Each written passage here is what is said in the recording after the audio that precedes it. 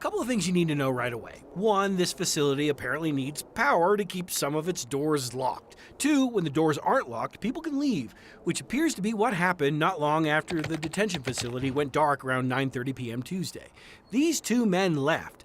Problem is, those who run the facility didn't realize they were gone for another 3 hours, 12:30 a.m. Here's where it gets even more strange. Instead of contacting police right away, Aurora police records show staff waited another 2 hours to call 911.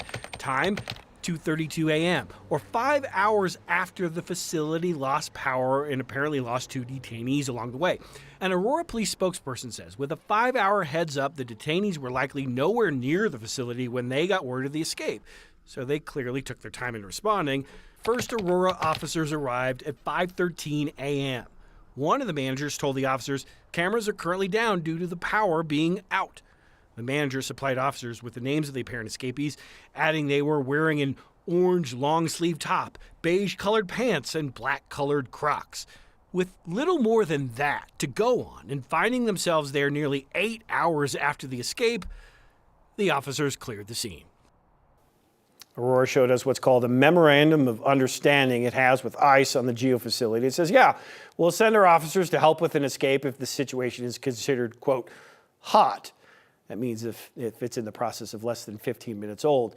This case was many, many more minutes than 15 minutes old. In fact, it was about 5 hours old. And I think the idea from Aurora Police was, hey, we might help you, but if you have a 5-hour head start, we don't know where to help. So How the does 5 process, hours? yeah, just getting those 5 hours. What happened in all that time? Well, you had 3 hours for them to understand that somebody was missing. They had to do a head count. Apparently, when the power goes out, one of the doors doesn't work very well, which you think they would have planned for. Doesn't seem like they did. 3 hours to determine that somebody's missing, and then additional 2 hours to call police via 911. You can imagine them sort of game playing this. This is not how you gameplay these things. They should probably do some training when it comes to this issue, but clearly there's some problems.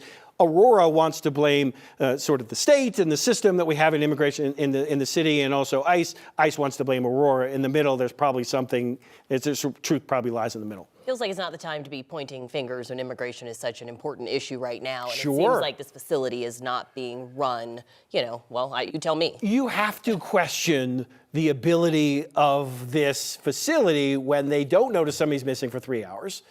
During the middle of a power outage, of which one of their doors apparently doesn't work during the power outage, and people can leave from, and then get over the wall, and then it takes an additional 2 hours for them to contact 911. I mean, if you start to think something doesn't add up here, I'm feeling the same thing. They also think Aurora still could have done more, even though it took them 5 hours to get to him. And that's why we're expecting to hear from the Aurora police chief in a few minutes. ICE will say, I think, unofficially, that they would like to see some sort of what's called a BOLO, a be on the lookout, that goes out to law enforcement around the area. Hey, 2 guys walked away from this facility. You should be on the lookout for these 2 guys. Hey, they're wearing orange suits and black Crocs. That didn't happen? Do we know that? No, it doesn't appear as if that happened. And the chief is going to talk any minute now.